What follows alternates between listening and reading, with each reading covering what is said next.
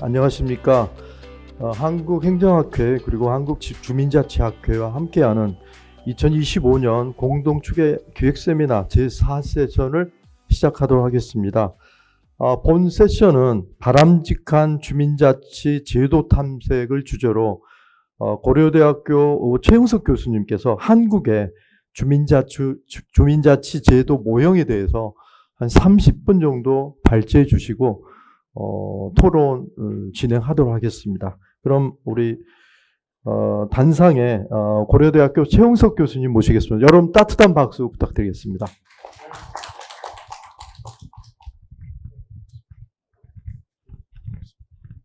그러면 발표하겠습니다.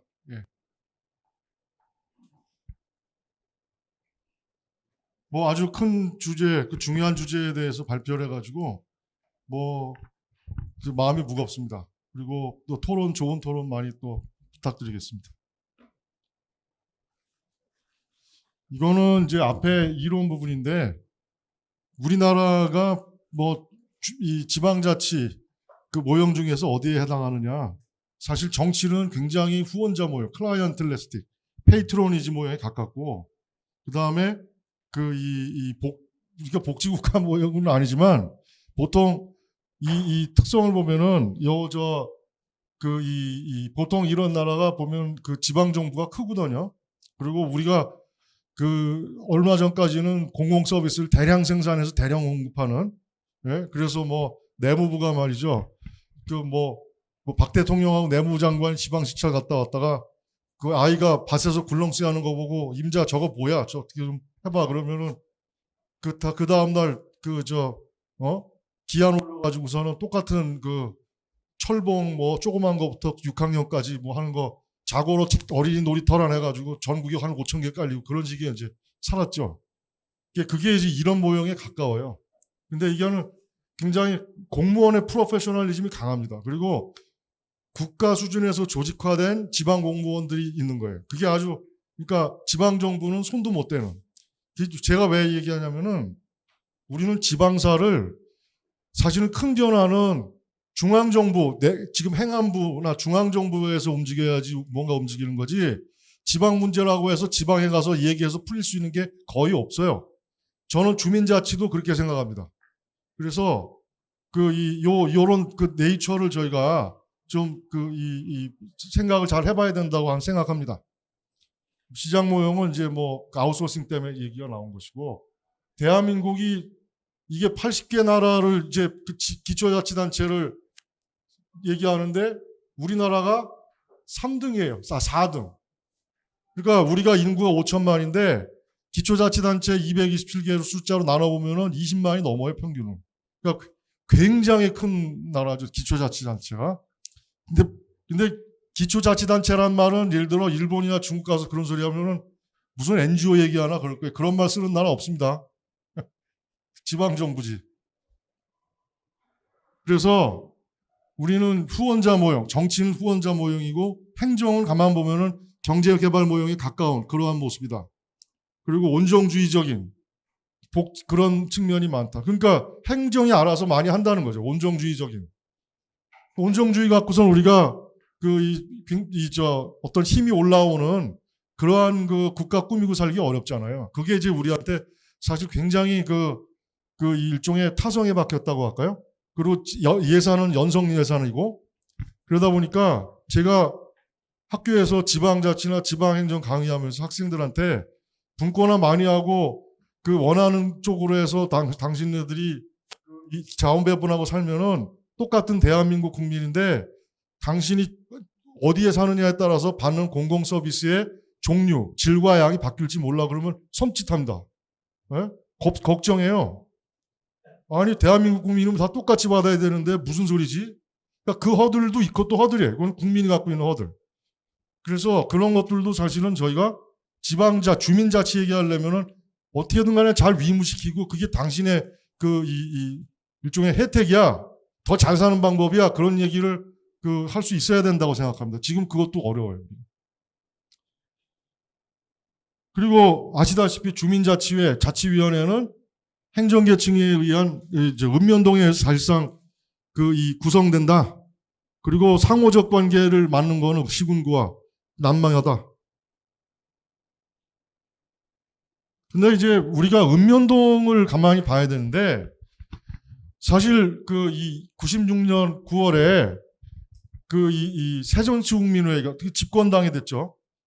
거기서 사실은 그 이 읍면동 폐지를 확정했었어요. 내부 그 안으로. 그리고 대통령직 인수위원회에다가 그렇게 하자고 얘기했고 그 당시에 김대중 대통령이 오케이 해가지고 없애는 거였어요. 그래가지고 제가 전자주민카드라는 거 행정학회에서 그 당시에 프로젝트 했었어요. 그러니까 전자주민카드 읍면동에 고유 업무가 별로 없으니까 전자주민카드로 거기에 칩 넣는 카드 그거 하고 읍면동 폐지하자 그랬는데 그 이 여론이 특히 안 좋은데 동은 모르겠는데 읍면 폐지하자고 막 이렇게 되니까 그 이 백지화된 거예요. 그래가지고 2001년에는 완전히 백지화해가지고 그 당시에 김기재 그 이 장관인데 행자부 장관 그 김종필 총리한테 보고해가지고 그냥 없는 거로 하겠습니다. 그렇게 돼서 생긴 거예요. 근데 제가 왜 이 얘기를 드리냐면은 그 덕에 생긴 게 그 주민자치센터예요. 읍면 이 업무를 상당 부분을 위로 올렸거든요. 예? 시군구로 올려버렸어요. 그러니까 거기 할 일이 없잖아요. 자기 고유 업무가 그 당시에 조사해 보니까 제가 그 보고서 쓰면서 조사해 보니까 고유 업무가 전체 업무의 3%, 5%밖에 안 돼요. 읍면동에 하는 일이 없어요, 사실상. 그래 놓고서 이제 그걸 유지하려니까 주민자치센터라고 만들었고 거기에 이제 주민자치위원회를 만들었는데 그게 어찌 보면 이제 붙박이가 된 거죠. 그 주민자치위원회가 거기서 뭐 여러 가지 프로그램 돌리면서 일종의 그냥 한 번 만들어진 거는 뭐 없어지지 않고 서로 그냥 동장도 좋고 읍면 동장도 좋고 뭐 이런 식으로 이제 계속 흘러나와서 사실 여태까지 왔다고 생각합니다. 제가 너무 좀 세게 얘기하는지는 모르겠는데 하여튼 그렇게 저는 파악하고 있습니다. 그래서 여기 보면은 뭐 말이 점잖은데 광역적 업무, 전문적인 업무, 뭐 규제 업무, 단속적인 업무 이런 건 다 올려보냈어요. 읍면동에다 둘 수 없다. 그리고 여기서는 민원 발급, 지금 민원 발급할 것도 별로 없죠.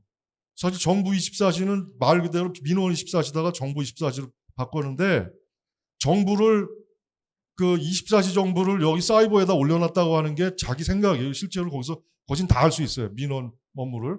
무슨 그 인감증명 떼는 거 빼놓고는 거의 다 할 수가 있고. 생활보호자 관리. 이런 건 제가 주민자치하면은 이거는 동에 한 명 있는 사회복지사가 할 수 있는 게 아니고 그 이 동네에 누가 밥 굶고 있는지 어디 수도관이 몇 센치짜리 들어가는지 그런 거 아는 사람이어야지 할 수 있거든요, 이거. 예? 근데 14,000명 있는 거기에 있는 사회복지사 한 명이 그거 할 수 있는 게 아니에요. 그러니까 이 업무도 제대로 하기가 어려운 거죠. 실은 대형 폐기물 처리하면 갔다가 또 이제 또 딱지는 붙여서 내놔야 되는 그런 업무 하고 있습니다. 그래서 기능 전환하면서 그 자치센터가 생겼고 그리고 이게 이제 이 자치법 시행령에 들어가 버렸어요. 그 다음에 주민자치회라고 하는 걸 만들겠다고 하는 그런 나왔고 그게 지방행정체제 개편에 관한 특별법에 들어와서 지금 이제 시범 실시를 하고 있는 거죠. 시범 사업을 하는데 말이 시범 사업이지 시범 사업 하면서 지금 이제 뭐 1,300개 이거 숫자가 조금씩 또 늘어나요. 그런 곳에서 시범 사업하고 있죠. 표준조례는 얘기를 제가 스킵하겠습니다. 워낙 뭐 여러 가지 획일성 문제 때문에 비판을 많이 받았으니까. 그래서 이게 각 나라의 그 주민자치 뭐 형태를 비교해 보면은 여기 뭐 페리시부터 해서 우리가 주민자치회인데 특히 우리가 주목할 거는 요 평균 인구를 보시면은 대한민국은 주민자치의 회라고 해서 이게 뭐 하여튼 만들어진 단위인데 1,430명, 14,300명 죄송합니다. 그러니까 뭐 압도적으로 큰 거예요. 압도적으로.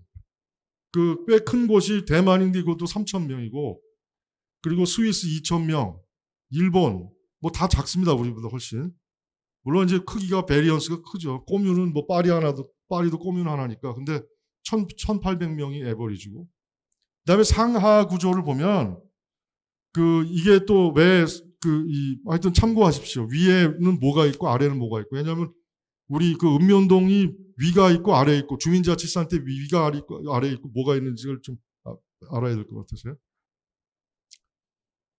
그런데 여기 보면 이제 타이완 얘기를 뭐 약간 예를 들 거기 때문에 진구 향이라고 해야 되는데 이 향 같은 이 구는 그래도 힘이 있는데 진향 얘네들은 우리나라에 사실 얘네들 사이즈가 읍면 정도밖에 안 돼요. 향 제가 제가 들려본 향 같은 경우에 가서 1년 예산이 얼마냐 그러니까 한 40, 50억 정도밖에 안 되더라고요. 그러니까 우리의 읍면동 정도보다 좀 크고 약간 애매한 그 정도 수준이에요. 그러니까 우리는 이 시군과 크고 읍면동이 중간에 어중간하게 커져 있는 거죠. 그리고 여기 보면은 이 사람들 이제 이장 촌장을 선출하는데 이 사람들하고 진향의 요 사람들의 장에 관해 관계는 상호적인 관계, 둘 다 선출직이고 누가 명령하고 이럴 수 있는 관계는 아니에요. 다만 요 기초 정부 요 사람들은 사실은 문제가 뭔가 있으면은 위에 좀 큰 현이라든지 시에 가서 이제 얘기를 해가지고 자원을 빼서 뭔가 이렇게 나누는 그러한 그 역할을 합니다. 우리나라의 읍면동을 보면은요, 이게 일제 강점기에 이게 제대로 이제 수립이 됐거든요. 요때가 보면은 이제 우리 군도 이렇게 쪼개고 뭐 이럴 때 아닙니까? 1910년 요때가 조선 총독부가. 그래서 그 당시에 우리 인구가 1300만 정도였어요. 그런데 2600개의 읍면동을 만들었거든요. 그러니까 이제 읍면동 평균 인구가 4800명 정도예요. 그런데 그 사이에 대한민국 인구는 몇 배 불었어요. 이게 지금 5천만이 넘잖아요. 굉장히 많이 늘었죠. 그런데 읍면동 수는 1000개도 못 불었어요. 그러니까 왜냐하면 읍면동이 행정계층이라 마음대로 뭐 늘리고 이렇게 할 수 있는 게 아닌 거예요. 그러다 보니까 읍면동이 굉장히 커진 거죠. 그러고서는 그러니까 이 사이에서 주민자치는 그냥 실종이 돼버리는 거예요. 14,000명 이상 되는 사람들이 어떻게 자치를 어떻게 해요.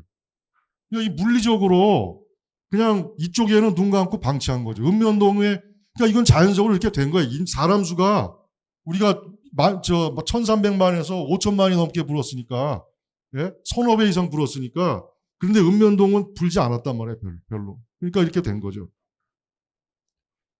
이건 제가 뭐 이것저것 뒤져보다가 결국에는 이제 퍼플렉스티 추출이라고 했는데 이렇게 이게 이제 AI잖아요. 그래서 이거 한 서너 개를 제가 이렇게 맞춰봤어요. 근데 이 숫자가 맞아요.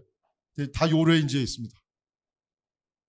그리고 이건 그래픽하게 보인 거고요. 그리고 이제 읍면동의 상위 20개, 하위 20개 이걸 제가 뽑았어요. 뽑아가지고서는 보니까 우리나라도 이게 베리언스죠. 별량이 굉장히 커요. 큰 데는 어떻게 여기가 양산시 물금읍이 11만 6천 명이에요. 그리고 여하튼 그렇고 하위로 가면은 강진군 음청면 560명. 그러니까 상하 간에 굉장히 베리언스가 크다. 그러니까 이 얘기는 또 무슨 얘기냐면 우리가 주민자치 단위를 얘기할 때 약간 좀 어느 정도의 신축성을 좀 주는 게 좋지 않겠나 하는 생각을 해봤습니다. 그리고 이제 우리가 통리를 만약에 주민자치 단위로 생각한다면 어떨까 해가지고 숫자를 뽑아봤는데 이거 보면요. 1914년도에 보면은 통수는 모르겠고 리가 14,000개예요. 그리고 이게 2023년도에 우리 이 통 숫자가 63,000개가 되고 리가 37,000개 확 불었죠. 이건 뭐냐면은 통리가 행정단위가 아니기 때문에 그래도 신축적으로 움직일 수가 있는 거예요.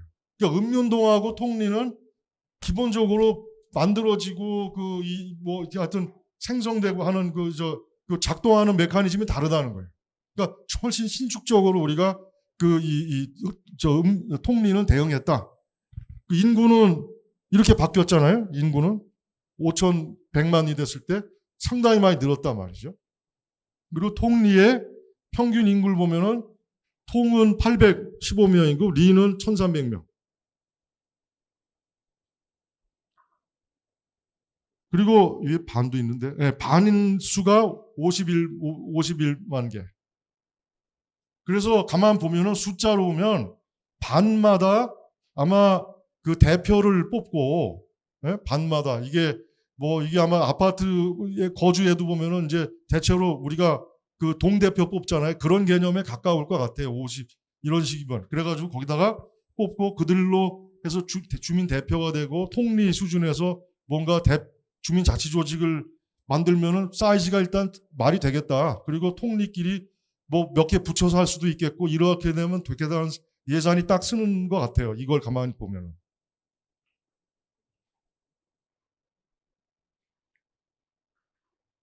그럼 이제 주민자치 모형의 필요 조건, 뭐가 필요하냐 생각을 해봤는데, 주민과 충분히 가까운 데에서 존재하고, 주민들 사이에, 우리 회장님 많이 강조하시잖아요. 친밀성을 도모하고, 공동체 의식을 고양하고, 지역사회에서 공동선을 만들어낼 수 있어야 한다. 그리고, 국가행정의 하부기관인 읍면동 뭐 어떻게 하자는 얘기는 저는 그런 거는 쉽지 않다고 생각해요, 일단은. 그래서 거기에 행정하고 상호적 관계를 유지하고 필요할 경우에는 지역사회 현안을 함께 풀어나갈 수 있는 일종 공동생산적 구조를 만들 수 있어야 된다. 이게 어차피 우리는 읍면동이 하부 행정기관으로 해서 자리 잡고 있고 그게 이제 이 시군구가 우리가 아주 통째로 행정체제를 개편하기 전에는 그거하고 같이 공존하는 그 상호적인 관계에서 뭔가 발전을 도모하는 쪽으로 가야 되는 거 아니냐 그렇게 생각을 해봤습니다. 그리고 주민자치가 사실 중요한 게 지역 주민의 일상에 배태해야 되고 인베디드 돼야 되거든요. 이게 뭐 한번 모여서 뭐 우우 해가지고 뭐 이렇게 얘기하고 다 흩어지고 이렇게 하면 그거는 이제 주민자치라는 게 뭐 사실상 사람들한테는 접수가 안 되겠죠. 그러니까 이게 상식적으로 작동하는 조직이 되고 문제가 있으면 주민들이 가서 같이 얘기하고 뭐 이러한 그 상시 조직 구조가 필요하다. 그래서 자치회장은 상임으로 존재해야 된다. 상임으로. 그리고 자치회장을 실무적으로 보좌하는 전문 인력이 필요하다. 왜냐하면 자치회장은 이 사람이 어차피 무보수 명예직일 거란 말이죠. 네? 유보수, 그러니까 우리가 그 업무 추진비는 주겠지만 기본적으로 무보수 명예직이다. 마치 우리 초기에 우리 지방의원 뽑듯이 말이죠. 그래서 특히 대만은 이촌장에게 공무원을 파견합니다. 향에서. 그러니까 아까 진구 향 있잖아요. 거기서 공무원을 파견해가지고 그 이촌장을 지원해요. 그러니까 그게 뭐냐면 이촌장이 나 뭐 우리 동네 유지라 내가 하는데 내가 그 행정하고 어떻게 얘기할 수가 없잖아요. 그러니까 파견 공무원이 그 채널링을 해요. 그래서 이촌, 그러니까 원래 한 개 이촌마다 한 명을 파견하는 게 원칙인데 이촌이 작으면은 2개, 3개에 한 명 파견하고 그렇습니다. 근데 보면은 이들이 굉장히 이 이촌의 업무에 상당히 도움이 많이 돼요. 왜냐하면 실질적으로 행정적으로 가서 야 이거 어떻게 해줘야지 되는 거 아니야? 뭐 이런 거. 그리고 위에서 향이나 뭐 진구 향에서 이제 어떠한 이슈가 나와가지고 근데 여기 이촌에서는 우리는 여건이 엄청 다른데 그러면 또 올라가서 그런 거 조정도 해주고 그리고 때때로는 설득도 할 때도 있어요. 이게 원래 의도가 이런 거예요. 뭐 이런 식으로. 그래서 이렇게 이러한 상임 조직 그리고 전문 인력이 필요하다는 거는 이 주민자치 조직이 주민 생활을 위해서 실질적으로 기여할 수 있는 여건이 조성돼야 된다.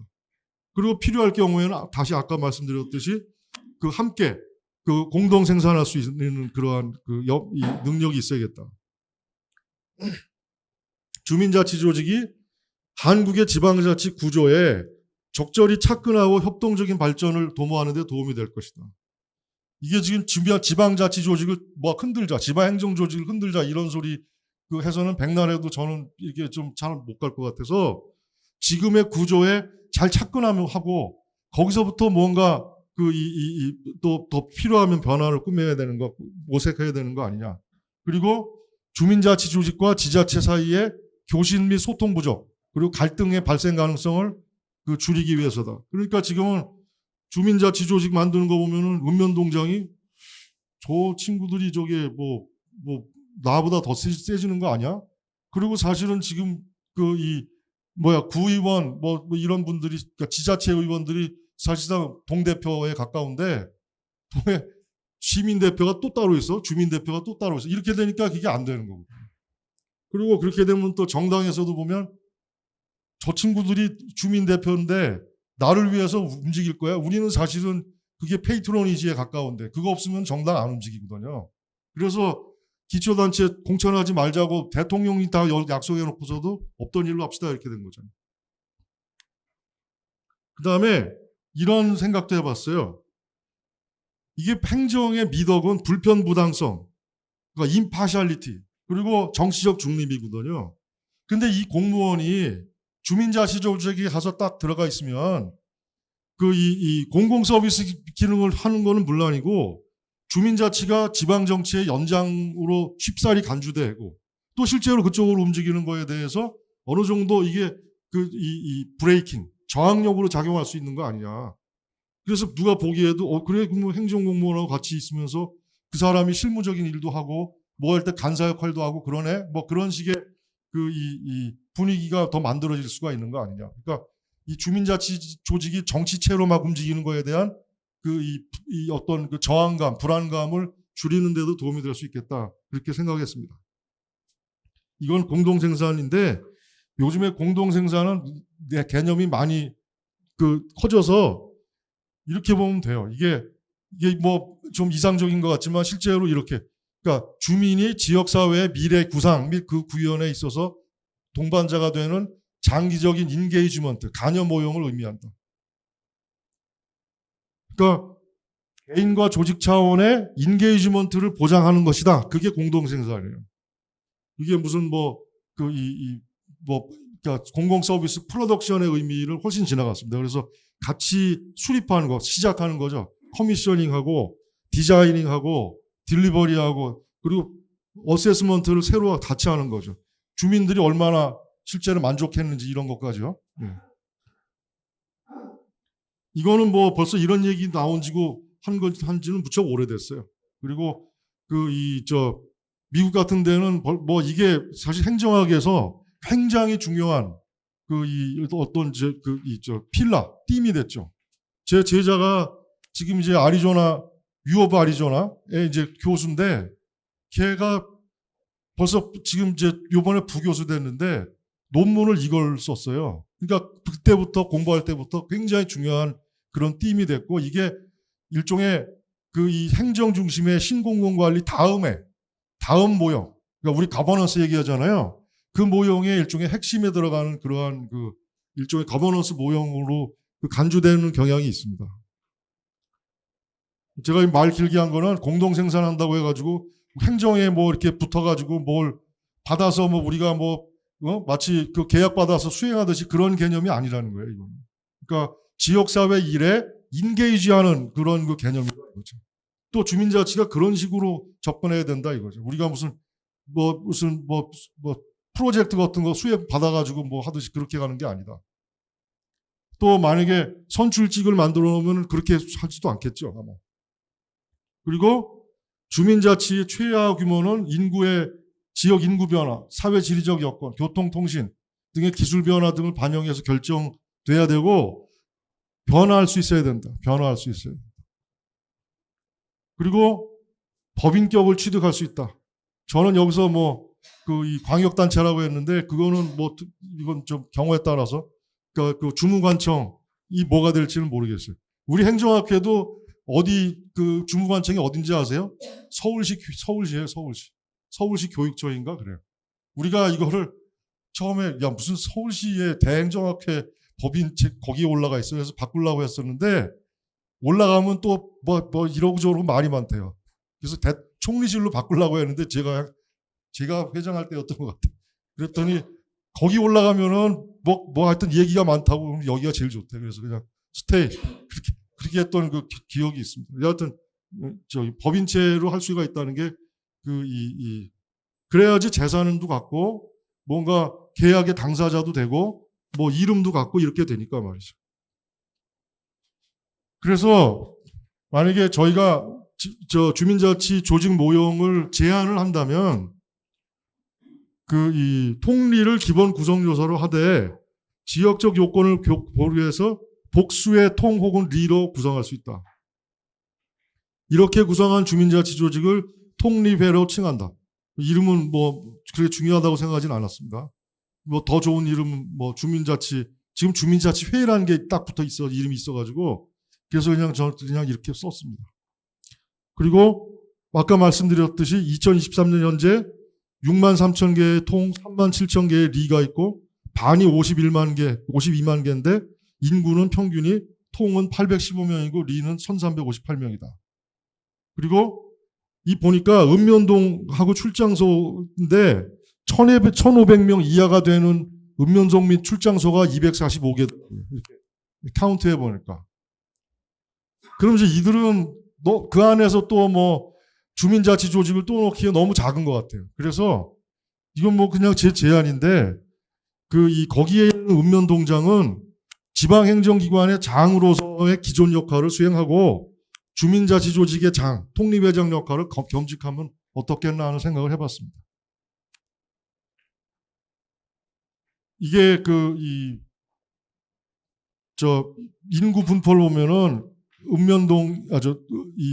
읍면동이 약간 큰 쪽으로 숙유되어 있어요. 그래서 작은 쪽은 아주 많지는 않거든요. 그래서 그냥 어디를 몇 명을 끊을까 하다가 1500명, 2000명 하다 1500명 정도가 적당한 것 같아요. 나머지는 점점 금방 커져가지고 말이죠. 그 다음에 통립회의 장은 주민 직선으로 선출하고 임기는 2년으로 한다. 이렇게 선출된 통립회장은 기존의 통장과 이장을 대체한다. 임기를 어떻게 할지는 모르겠습니다. 근데 저는 2년 정도면 적당하지 않나. 그리고 또 그런 생각을 했어요. 4년을 하나, 2년을 하나, 뭐 이렇게 생각을 하다가 이게 통장, 이장을 선출하는 것 자체가 동네에서의 좋은 일종의 일이 될 것 같아요. 이렇게 잔치가 될 수도 있고. 그래야지 이 주민자치가 여기 있구나. 2년에 한 번씩은 뭐 뽑기도 하고 막 이래야지. 4년이면 이 사람이 어디에 붙어 있는지 모르겠다. 한참 잊었어. 뭐 이런 것 같아서 이렇게 할 수 있겠다 하는 생각이 들었습니다. 그리고 이건 뭐 만약에 또 더 고안한다면은 이장과 통장의 선출 이 숫자를 뭐 4분의 1씩 바꾼다든지 뭐 마치 미국에서 상원의원 선거하듯이 말이죠. 아니면 우리나라 그냥 지방선거 때 일습으로 다 해볼 수도 있겠지만 말이죠.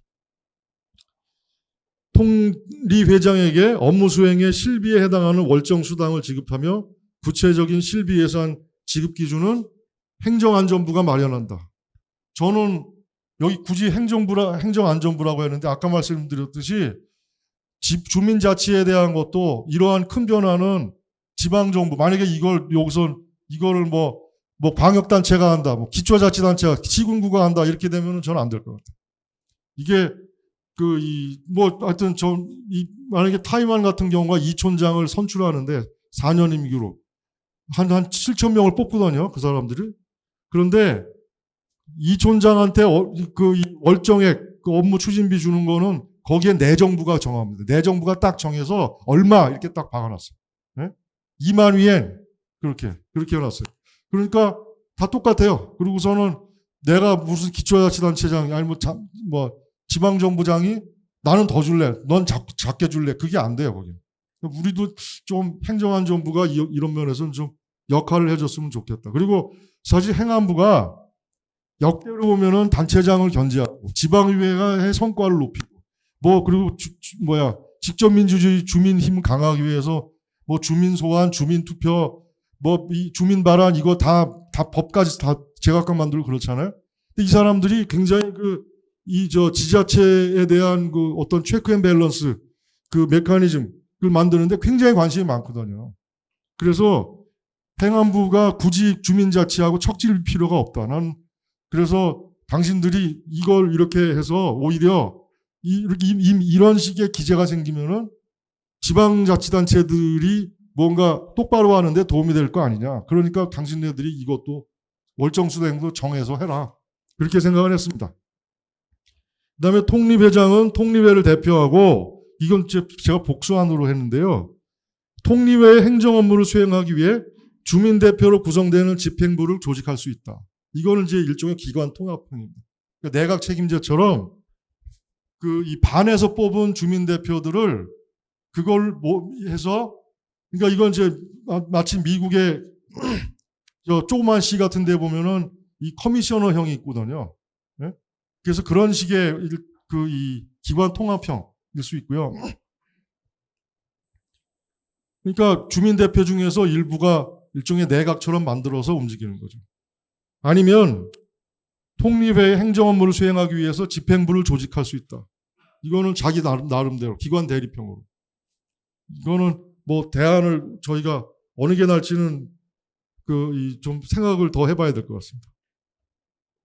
그다음에 통립회장은 무슨 일을 해야 되느냐? 여기 보면 뭐 친밀성, 공동체, 이의식 고양, 그리고 공공성, 그다음에 여러 가지 일들을 사실은 썼습니다. 그래서 이 근린 공공재 관리 지원, 관리 수월성 제고, 그러니까 경조사 지원이라든지 아파트 단지 공유시설 안전 관리라든지, 그 때때로 집합적인 어떤 선호가 있으면 그걸 위에다가 이 지방정부에다가 교신한다든지, 그리고 제가 이 집합적인 혁신이라고 그냥 그 말을 붙였는데 지역 소멸을 대응한다든지 돌봄이라든지, 이건 사람대로 어떤 좀 이노버티브한 일을 할 수 있는 거 아니냐. 그리고 근린시장의 형성 및 활성화.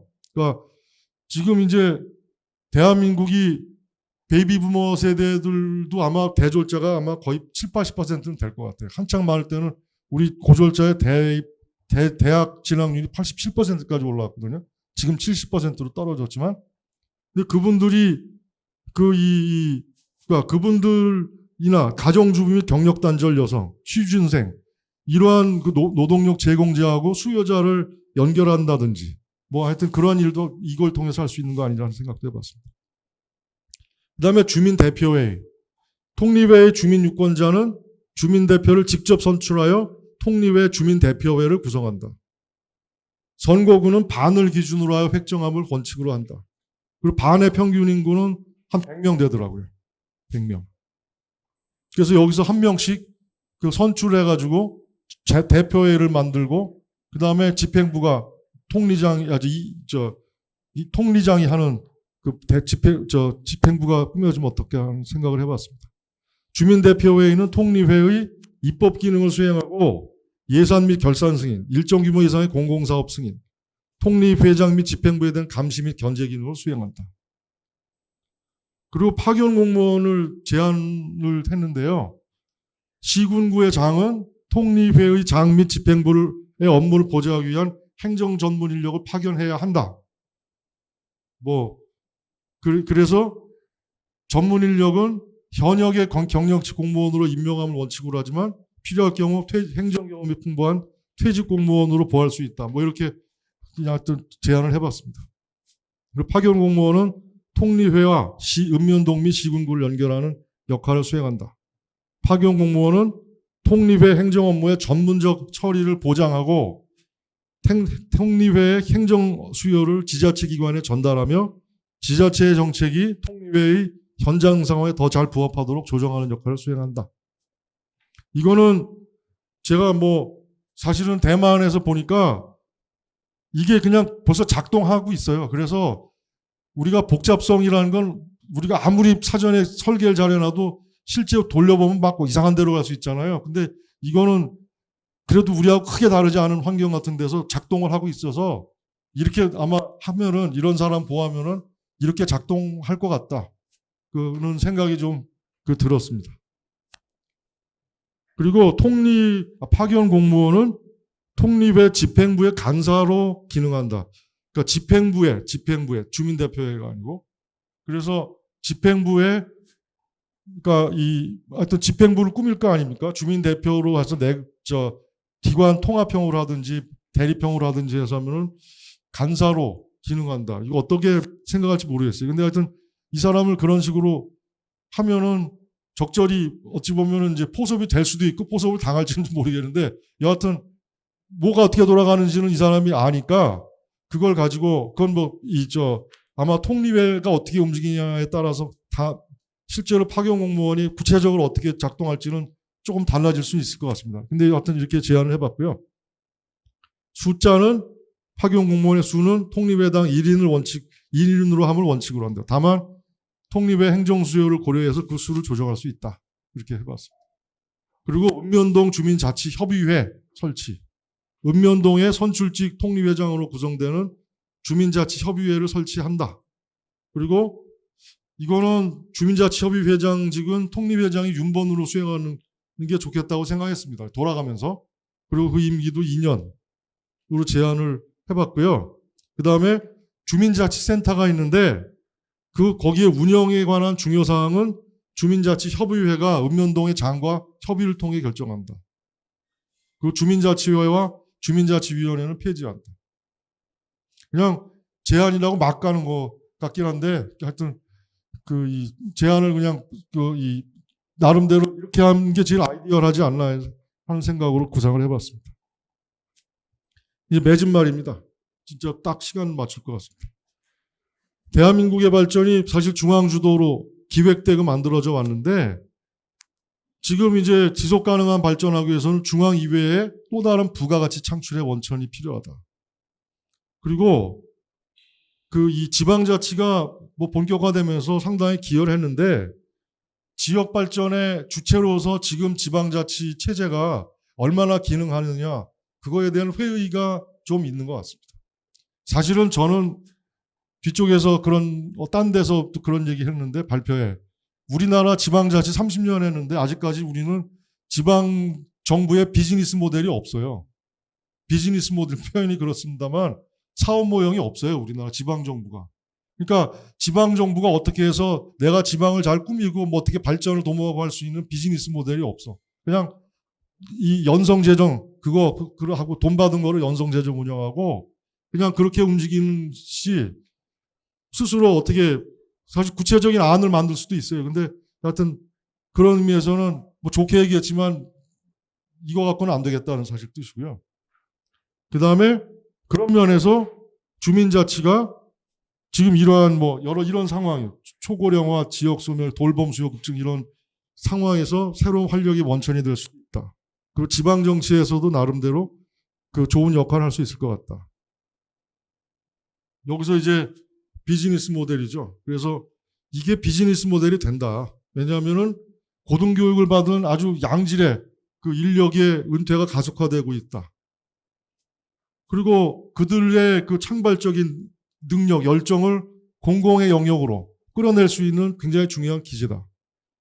그래서 이게 사실 돌아가야 되거든요. 근데 이렇게 하면은 돌아갈 것 같아요. 비즈니스 모델이 될 것 같아요. 그 커뮤니티에.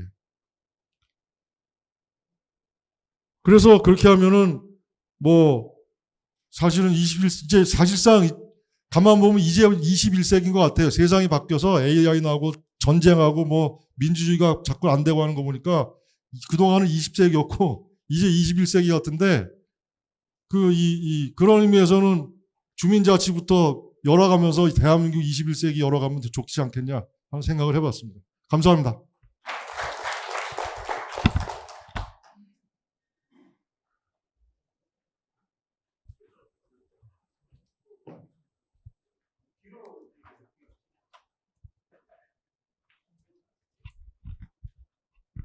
저희가 7시부터 수업이니까 시간이 한 15분, 7시부터 이게 시간 많네요.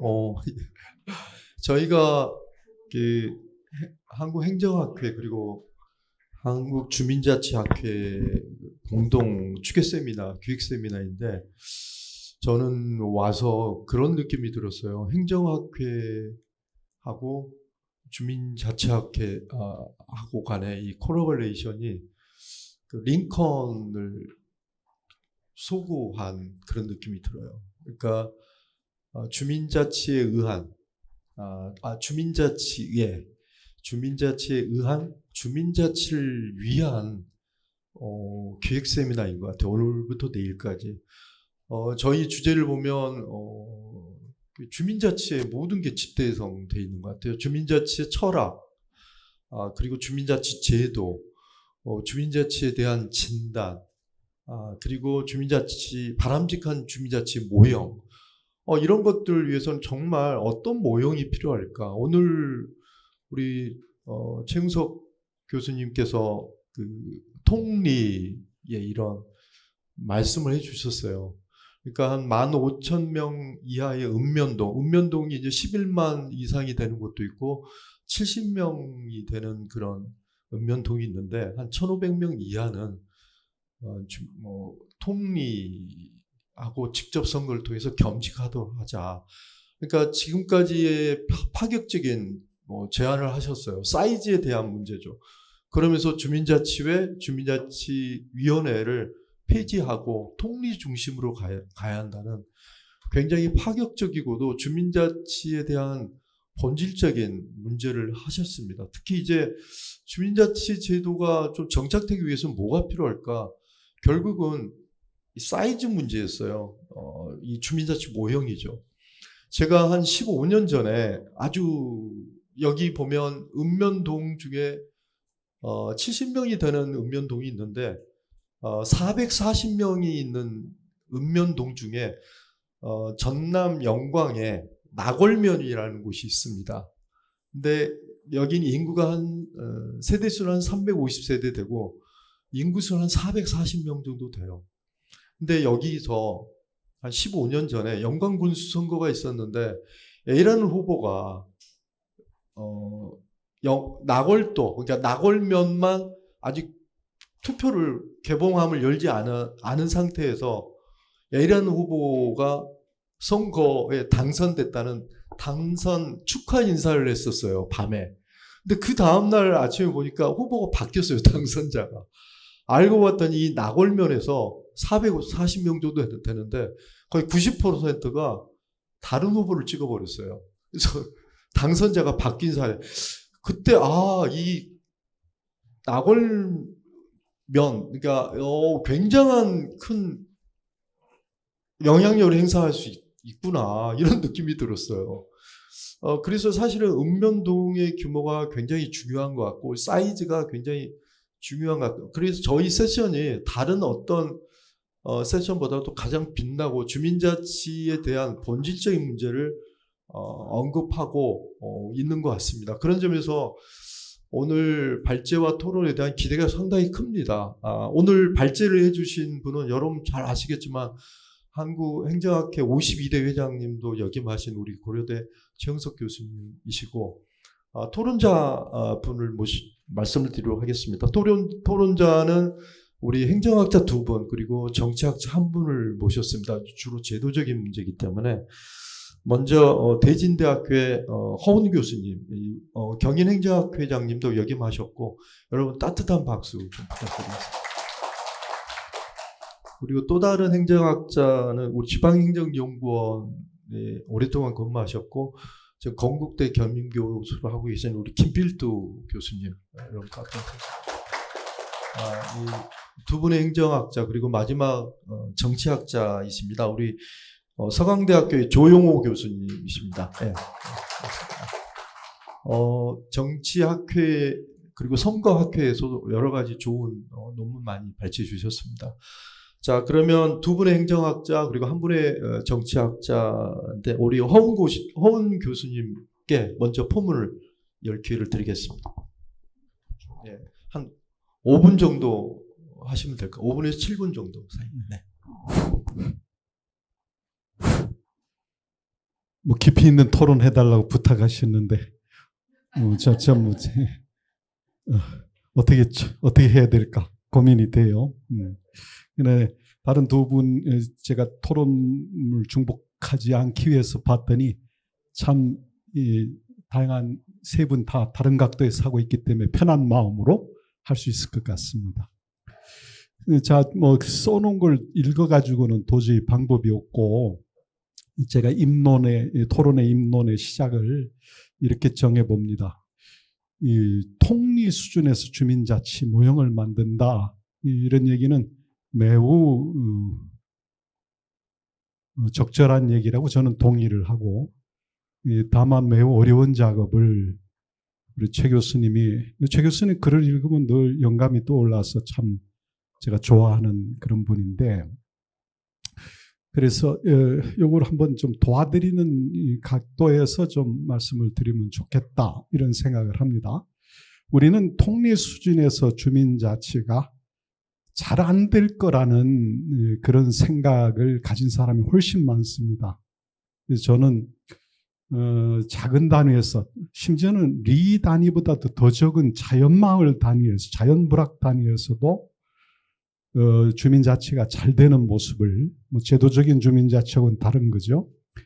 그 현장을 가면서 또 다행스럽게 루포 지면을 주셔서 다녀보면 이게 정말로 어떤 거냐면, 내부적으로 여러분 공동체를 정의하는데 뭐 95가지가 넘는다고 이렇게 한 학자가 말을 했는데, 결국 그 니스베시 말하는 그 초점은 사회적 연결 관계가 되느냐 안 되느냐의 문제가 공동체의 핵심입니다.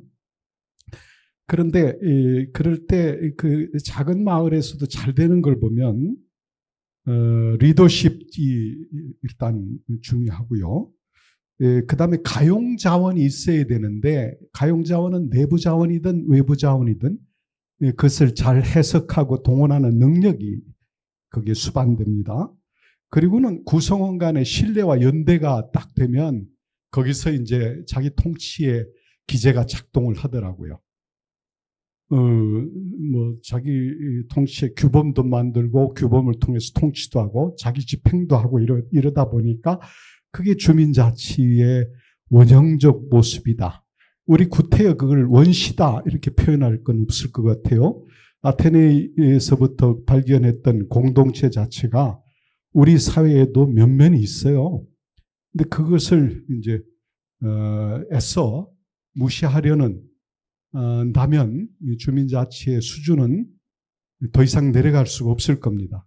저는 그런 것들을 많이 보여주고, 그러다가 성공하지 못하는 곳은 그 실패도 보여주고 하는 그런 각도로 하고 있는데, 그래서 이 첫 번째는 이 토론 발제자에게 부탁이 있겠죠. 이론 모형이 골드 스미스의 이론 모형인데, 우리나라 지방정부 유형을 분석하는 데는 매우 좋다고 생각을 합니다.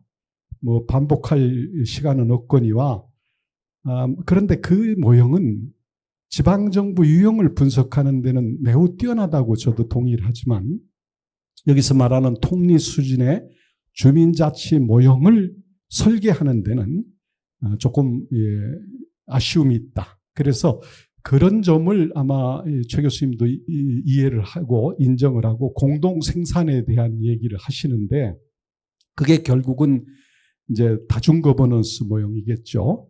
뭐 필요하시면 74페이지에 보셔도 됩니다. 그 다음에 제가 또 하위사회, 이제 우리 보충성의 원리의 확산이 좀 필요하다. 이거 이제 이론에서 제가 좀 제언을 드리고 싶은 건데, 우리 잘 아시다시피 우리가 이제 프랑스 혁명 이후로 그것이 자유와 평등이 왔다고 그러지만은, 그런데 그것이 결과적으로는 프랑스 혁명은 전제주의로 가버리는 그런 형태가 됐고 결국은 국가주의로 갔어요.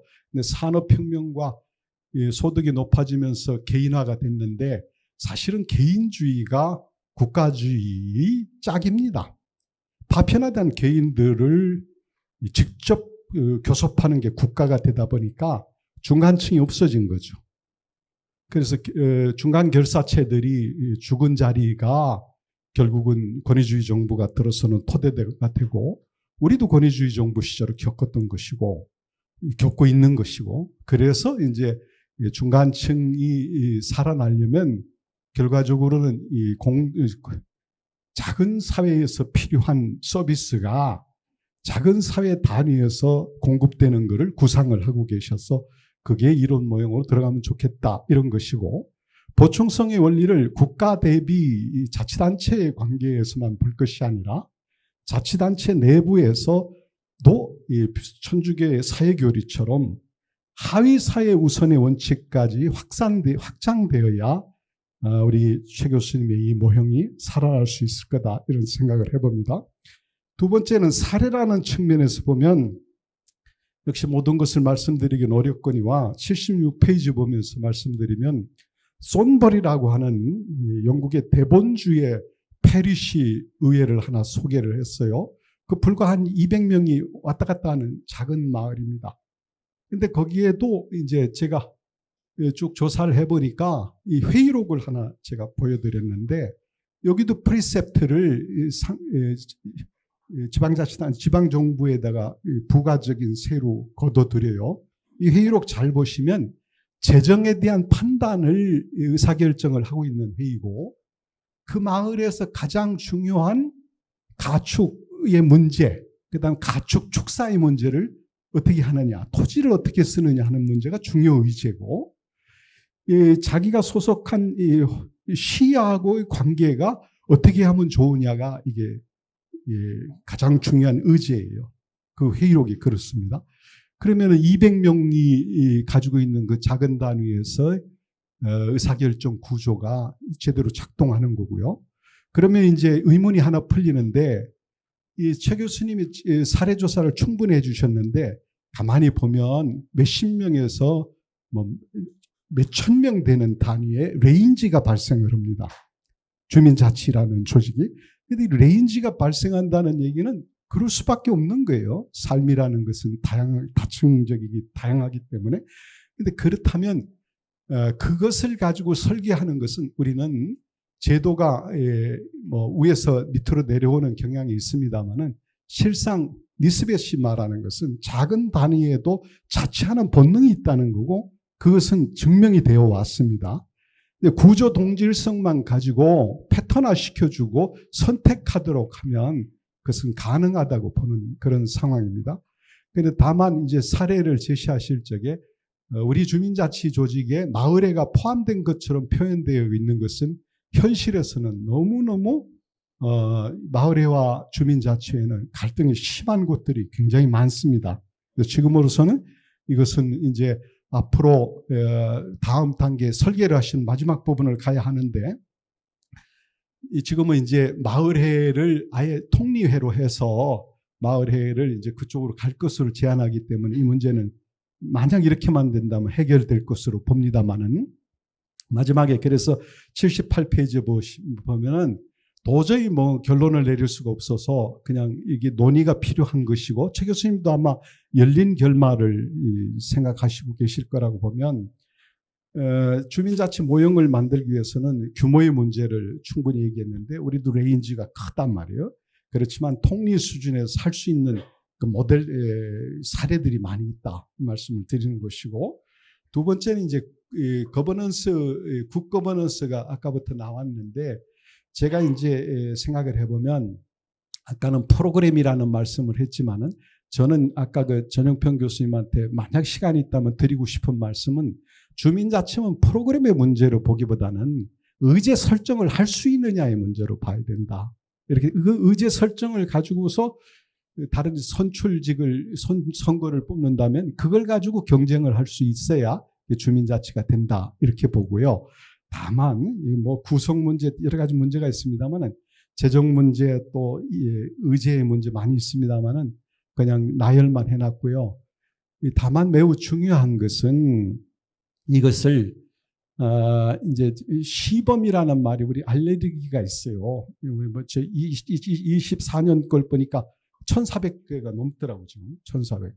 그러니까 이게 시범이라는 모자를 쓰고 있는 거죠. 그런데 만약에 지금도 모든 면에 자신이 없어 시범을 쓰고 있는데 지금 말씀하시는 주민자치 모형을 그대로 하기는 또 어려워서 단계적으로 봐야 되고 특히 이제 공무원 파견 문제는 우리가 좀 알레르기처럼 생각하는 거는 저 사람들이 들어와서 최 교수님 표현에 있어서도 공무원들이 들어와 가지고서 집행 조정 역할을 하고 뭐 연결고리 역할을 하고 하면은 모델상으로는 좋아 보이지만 결국은 어느 이 통리 수준에서는 그 사람들이 다 해버리는 그런 결론을 가져올 수도 있기 때문에 이런 것들에 대한 단계적 적용 문제를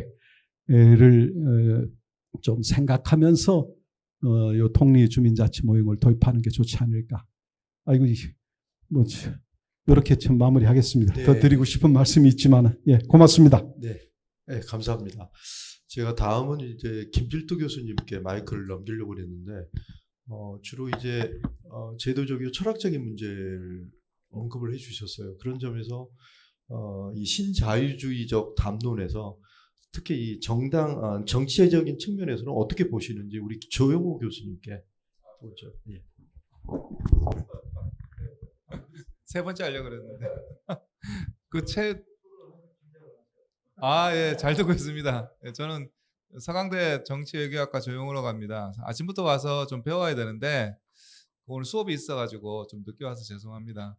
그 최영석 교수님 이제 대만의 이제 그 이장 촌장 이제 체제 시스템에 대해서 잘 설명해 주셔가지고 많이 배웠는데 이게 한국이 왜 주민 정치, 주민 자치가 이제 부재한가 이 질문을 해보면 사실 이게 대만이 겉으로는 한국이랑 비슷하지만 실제로 정치적으로 속으로 들어가면 주민 정치도 존재하고 정당 정치도 존재합니다. 실제로는 거기는 지구당도 사실 존재하고 지구당 위원장이 이제 국회의원과 겸직을 하지 않기 때문에 국회의원은 이제 이렇게 주말에 지역에 내려가서 막 이렇게 이제 표를 구하기 위한 활동을 계속 하진 않거든요. 그러니까 우리나라 같은 경우는 국회의원이 이제 지구당 위원장은 아니지만 이제 지역의 어떤 위원장을 겸직하고 있고 이제 상대편에는 지구당이 없기 때문에 실제로는 그 지역에서 자기 이제 그 지방의원 그리고 광역시의원 이런 사람들을 이제 공천을 하기 때문에 그 사람들을 일종의 자기 클렌탈리즘에 이제 자기 일종의 수하로 쓰는 방식이 이제 있는데 대만 같은 경우는 이제 지구당이 그런 식으로 비민주적으로 혹은 후견주의적 방식으로 작동되지는 않을 정도로 사실 이 그라스루트 일종의 이제 이 아래 단위가 지방 정치도 주민자치도 좀 이제 살아 있고 정당 정치도 보면 하부 조직이 살아 있는데 한국은 사실상 주민 정치가 부재한 현상 중에 다른 면에 이제 보면은 이제 정당 정치도 하부 조직이 없는 거거든요, 사실. 그러다 보니까 이 두 가지가 저는 한편 좀 이렇게 같이 가는 게 아닌가를 생각이 듭니다. 이 대만 같은 경우는 1951년, 52년 그때 이제 장개석이 이제 대륙에서 이제 대만을 넘어가면서 이제 이 지방 정치를 이제 유지하는 방식으로 결정한 그것이 굉장히 이제 정당 정치 발전이나 혹은 대만 민주주의 발전에 거대한 일종 인큐베이션이죠. 인큐베이션을 수십 년 한 다음에 이제 87년, 88년에 이제 민주화되다 보니까 정당 정치도 안정이 되고 이제 주민자치도 살아있는 구조인데 한국은 61년에 이제 박정희가 이제 이제 사실 주민 정치를 없애면서 사실 발목이 잘리는 경우인데 그게 이제 7, 80년대 계속되면서 이제 왜곡된 것이고 90년대 이제 지방자치도 개선시켜 보자라고 해가지고 이제 그 논의가 계속 됐다라면 저는 그래도 이 지금 읍면동 차원에서도 이제 이렇게 왜곡된 상태로 이렇게 내버려두지는 않았을 것 같아요. 그때 보면 지방자치를 개선하자라는 논의가 있었고 이제 그때는 지구당도 있었고 정당의 하부 조직이 있었고 심지어 뭐 신안군 무슨 면에 가더라도 지구당 하부 조직책이 있어가지고 이제 전화를 받고 뭐 아유 중앙장당에서 연락이 왔습니다 어떻게 할까요 이렇게 말도 받고 또 그분이 지역에 민원도 있으면 그걸 중앙에 연락을 하고 이렇게 지역의 문제 해결하려고 노력하는 이 기본 조직이 있었는데 그게 실제로는 대만은 그런 게 없어지지 않았지만 한국은 2004년도에 이제 본격적으로 다 없어져 버리거든요. 그러니까 지금의 정당은 17개 시도 광역시 차원에서만 있지 그 밑으로는 사실상 조직이 있어 보이지만 없는 겁니다. 실제로는 공식적으로는.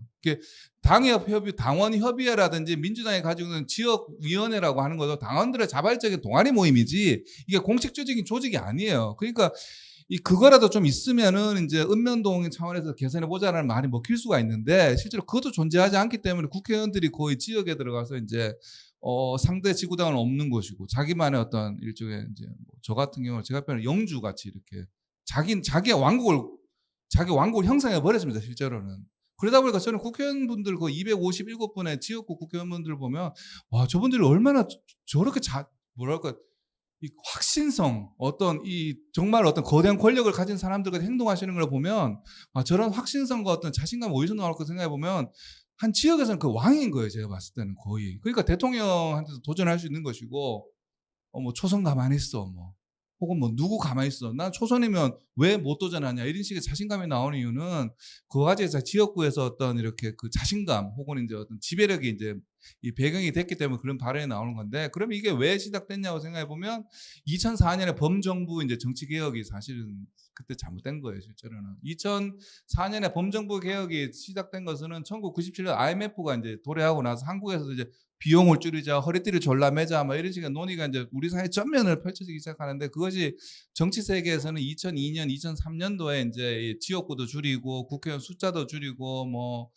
지구당 그게 뭐 필요하냐고 없애버리자 이런 식으로 이제 논의가 시작되면서 이제 이 정당이 사실 손발을 잘라버린 경우인데 거기에 사실상 앞장섰던 사람들이 이제 이 당시 한나라당 쇄신파 원희룡, 뭐 나경원, 오세훈 이런 분들이 나서신 거고 민주당 쪽에서는 이제 86 운동권들이 이제 처음으로 정치 세계에 나와 보니까 지역구 위원장이 되니 뭐 월마다 경조사비만 2-3천만 원씩 들어가는 거거든요. 근데 그분들은 돈이 없잖아요, 사실상. 그러다 보니까 아 이거 없애버리자 그냥 없애버리면 나도 편하겠다. 대신 없앤 다음에는 내가 이 지역의 왕이 될 수 있겠다라고 하는 것이 사실상 그분들의 논리였고 또한 노무현 대통령 또한 당시에 이제 지역 뭐 이렇게 주민자치나 이거 좋다고 생각했지만 이제 또 아까 최영석 교수님 말씀하셨듯이 지방의원들 공천하면 안 된다라고 이제 말했지만 실제로 나중에는 이제 그걸 복원시키면서 이제 국회의원들한테 사실상 수하들을 다 이제 줘버린 방식이죠. 그게 이제 고착되는 상태에서 정당은 하부 조직이 없는 것이고 반면 2007년, 2008년도 이제 열린우리당, 이제 한나라당, 뭐 민주당 이렇게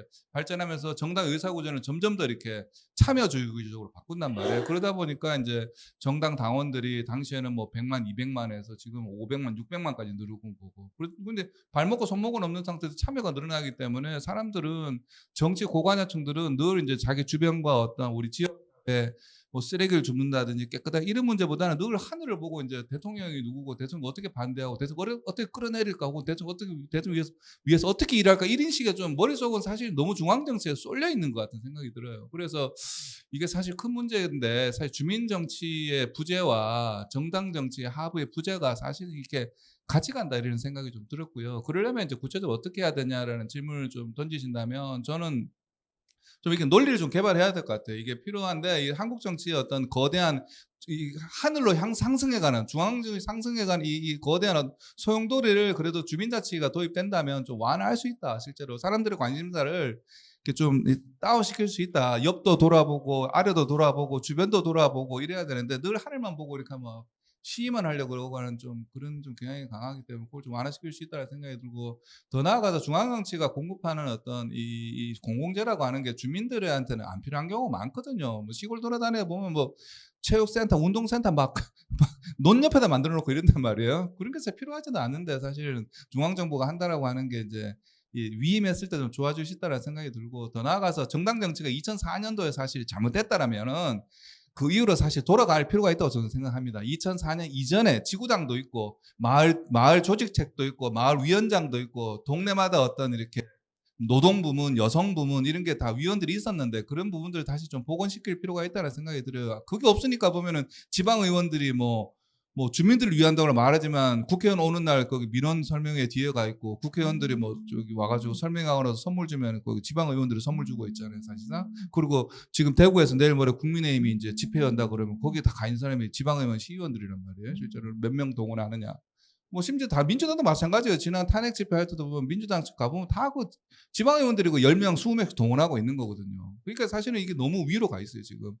더 나아가서 저는 대통령의 권력도 저희는 좀 생각해야 될 것 같아요. 왜냐하면 2004년도에 이제 지방 정당 정치 하부 구조가 붕괴될 때 사실 노무현 대통령이 거기 힘을 실어준 거라고 저는 보거든요. 그렇다면 대통령의 권력이 좀 선용될 수 있도록 저희가 그걸 뭐 지나치게 나쁘다게 보기보다는 그런 권력이 좋은 결정을 할 수 있도록 유도하기 위한 좀 전략도 필요하지 않겠냐라고 생각하면서 제 말을 마치겠습니다. 고맙습니다. 네, 잘 들었습니다. 뭐 주민자치에 주민은 없고 권리당원만 있다는 말씀처럼 들리네요. 자, 마지막으로 우리 김필두 교수님. 저희가 6시 반까지인데 뭐 한 5분 정도 하고 제자. 예, 간단하게 말씀드리겠습니다. 앞에서 뭐 좋은 말씀들을 많이 해가지고요. 우선 정치학자 이스턴이 얘기하기를 훌륭한 정치는 국민들이 잘했다고 박수를 많이 치면 그게 훌륭한 정치라고 얘기를 했습니다. 그런데 국민들이 박수를 많이 쳐서 환호를 잘한다 하는데 대통령을 보면은 처음에는 60%의 지지율이 점점 떨어져서 뭐 20%까지 떨어지는데, 그래서 이스턴이 얘기하기를 그런 걸 봤더니 이게 사람이 문제가 아니고 이 시스템이 문제 같다. 아무리 사람이 바뀌고 또 다른 사람이 오고 새로운 사람이 등장한다 하더라도 그 시스템이 바뀌지 않으면은 그 정치는 좋은 정치로 가지 못한다. 이렇게 얘기를 한 것 같습니다. 주민자치도 마찬가지라고 생각을 하는데, 주민자치, 우리나라의 주민자치 역사를 보면은 이제 짚고 넘어가야 될 부분이 있는데, 그게 IMF를 짚고 넘어가야 됩니다. 그 당시에 IMF를 극복해 보는 방안으로 주민자치를 이제 제도를 도입을 했는데, 말하자면 정부 실패를 메꾸기 위해서 주민들이 나서야 된다라는 측면에서 시작을 했었죠. 그래서 주민자치위원회가 12년 정도 운영이 되고 하다 보니 이게 너무 관주도형이고 치우쳐 있어서, 아까 최영석 교수님도 말씀을 하셨는데 지방자치법 시행령 8조가 주민자치 때문에 신설이 되는데 주민자치센터를 설치하고 운영에 관한 조항인데, 그게 주민들이 자치를 하라는 조항이 아니고 주민자치센터라는 시설물을 관리를 누가 하느냐, 그걸 시군구가 한다. 그리고 지원하는 게 시도다. 결국에는 말만 주민자치라고 했지 실질적으로는 관치로 정놨는데, 그래서 이걸 바꿔보자, 민관 협치로 가보자 해서 주민자치회를 2013년도부터 이제 시작을 해서 10년 동안 운영을 해봤는데, 사람들 볼 때 이게 주민자치위원회하고 뭐가 달라? 거의 다른 게 없네. 그게 그거네. 여전히 공무원이 주도를 하고 여전히 관에 의해서 이끌어지고 있다. 그래서 그런 측면에서 지금 이 시점에서 다시 한번 제도를 좀 재설계하는 게 좀 필요하지 않을까. 그래서 최 교수님 말씀하신 내용에 대해서 읍면동을 통리 중심으로 해서 개편하는 게 좀 필요하다. 그래서 저도 동감을 하고 있습니다. 그리고 말씀하신 내용 중에서 주민자치회를 없앤다. 상당히 파격적인데 이 부분은 이제 상당히 많은 좀 저항이 예상이 되고 있습니다. 어쨌든 간에 우리가 주민자치회를 재설계할 때 그럼 우리가 주민자치를 왜 해야 되는지, 이 목표, 이걸 확실히 좀 할 필요가 있다는 생각을 합니다. 비전과 목표. 그래서 10년 전부터 우리 전상지 회장님께서 강조하신 내용들이 있는데, 그럼 우리가 목표로 해야 될 게 뭐냐? 잘 먹고 잘 살고 잘 놀자. 이게 상당히 함축적이고 아주 의미가 깊은 그런 얘기 같습니다. 그래서 우리가 잘 살자는 것은 삶의 질을 좀 높여보자. 그래서 물질적이고 비물질적인 그런 측면에서 좀 삶의 질을 높여보자. 그럼 잘 먹는다는 건 뭐냐? 건강 문제죠. 건강하고 활력을 유지하는 공동체를 만들어보자. 그 다음에 잘 놀자. 최근에 이제 생활 수준이 높아지면은 문화에 대한 욕구, 그리고 여가에 대한 욕구, 이런 게 많이 있습니다. 그래서 이 잘 살고 잘 먹고 잘 놀자, 이게 아주 함축적인 주민자치가 추구해야 될 아주 중요한 목표라고 생각을 합니다. 제가 얼마 전에 저 자료를 조사하다 보니까 일본의 어떤 사카이라는 시가 있는데, 사카이 시의 그 비전이 뭐냐면은 전상 기자님 말씀하신 잘 먹고 잘 살고 잘 노는, 그래서 행복을 느끼는 도시, 이걸 비전으로 했더라고요. 그래서 좀 감명 깊게 봤는데요. 그러기 위해서는 기본적으로 그 기본적인 원칙을 몇 가지 제시를 했는데, 우선은 우리가 그 영국이나 특히 일본 같은 경우에는 일본은 지원은 하되 간섭은 하지 않는다라는 것을 원칙으로 하고 있는 것 같아요. 그리고 영국이나 최 교수님 대만 얘기도 하셨는데, 대만은 이 봉사, 재능 기부 이런 것들을 기본으로 해서 주민이 주도하는 그런 시스템을 만들어 보자는 겁니다. 그래서 권한을 나눠보는 분권 문제, 그리고 이 자발성, 자주성, 자율성을 기반으로 하는 어떤 자치, 그리고 그걸 제도화할 수 있는 문제, 제도화는 자치 입법에 관한 권한과 자치 조직에 관한 권한, 그 재정에 관한 권한, 이런 것들이 있어야 된다는 생각을 합니다.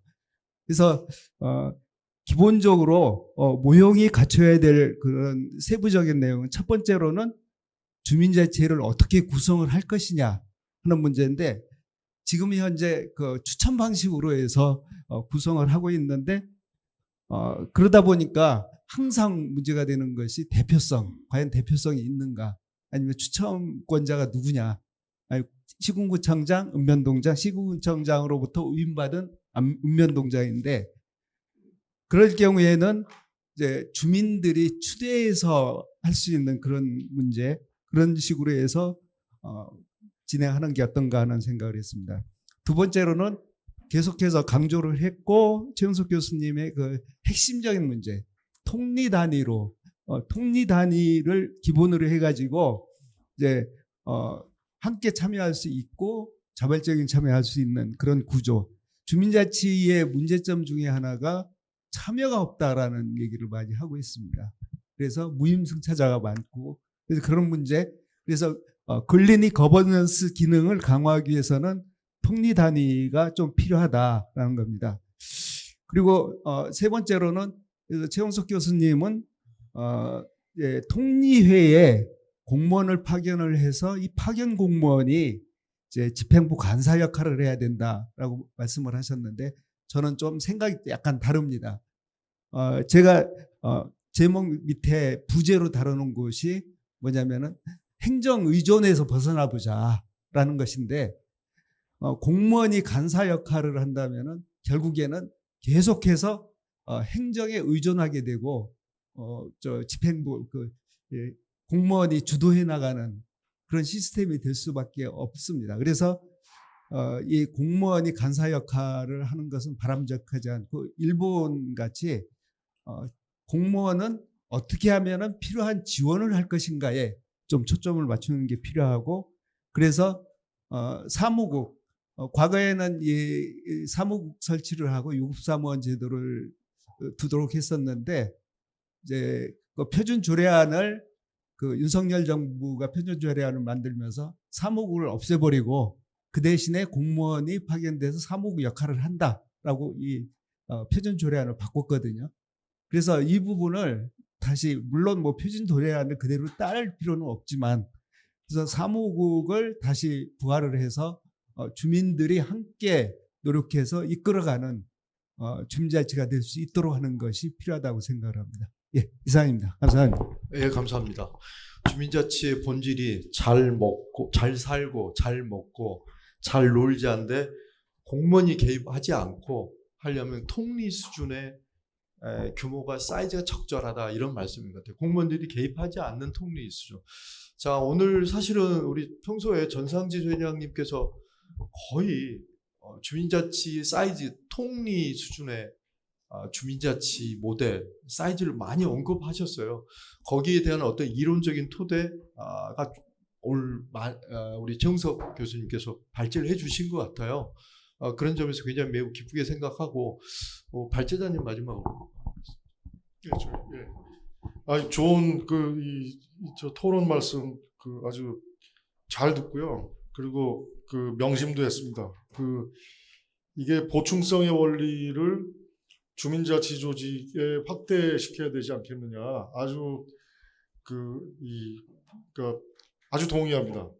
그러니까 제가 뭐 반을 중심으로 해서 주민대표 선거구를 획정하고 이런 말씀했는데, 사실 주민대표가 이 상당히 중요한 역할을 할 수 있도록, 만약에 또 이 기관 통합형에 그러한 집행부가 만들어지면, 또 어찌 보면 그게 자연스럽게 또 이 보충성의 원리가 좀 쉽사리 적용되지 않을까, 그런 생각도 해봤고요.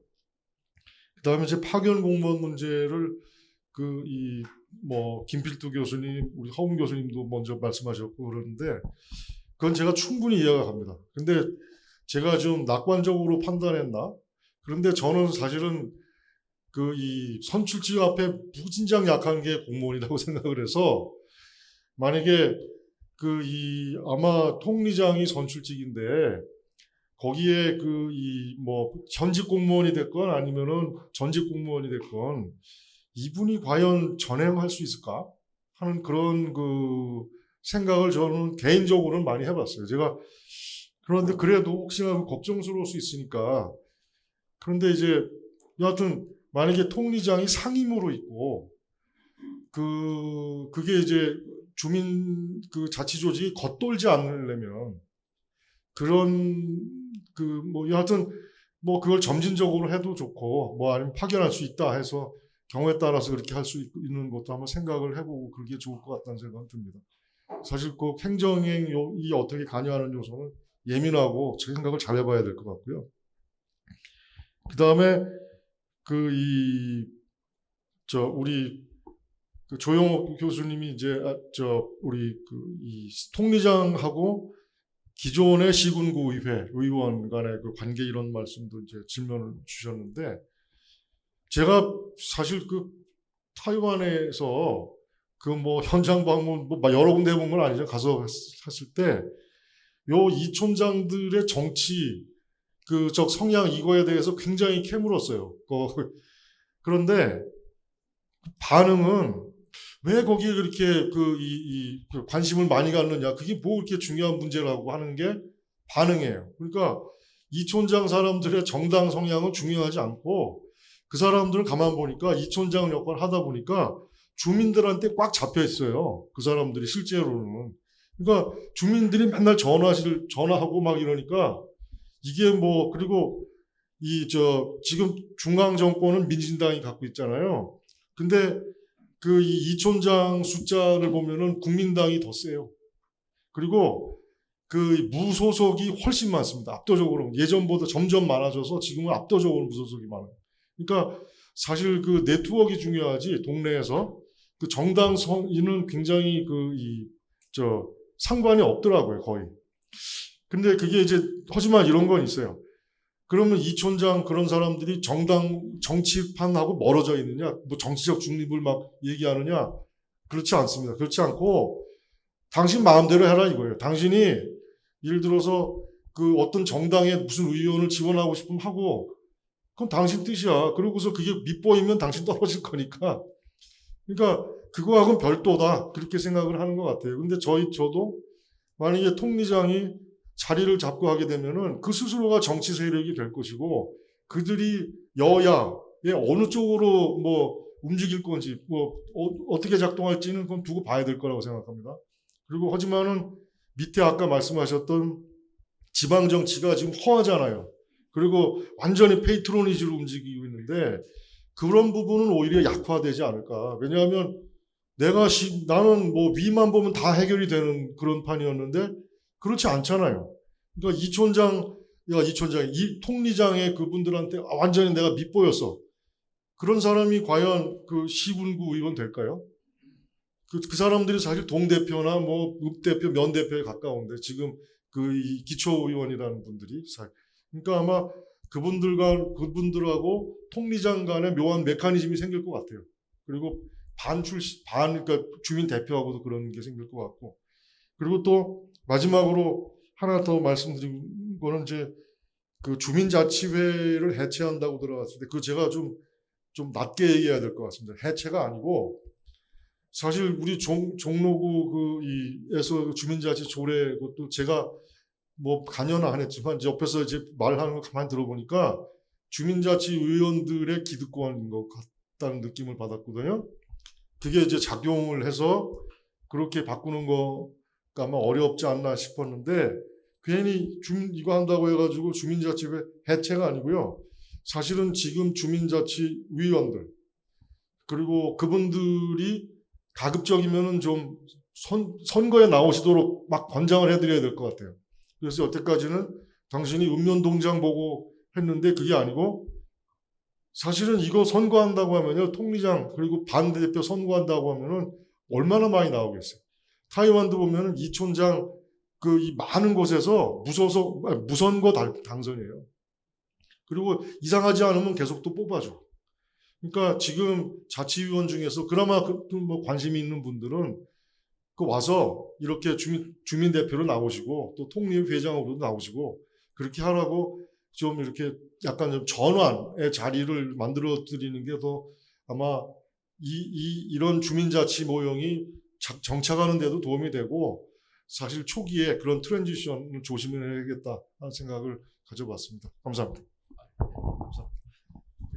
시간이 많이 돼서 플로우에 말씀 못 드릴 것 같고 이상으로 한국의 주민자치 제도 모형 기획 세미나를 모두 마치도록 하겠습니다. 여러분 감사합니다.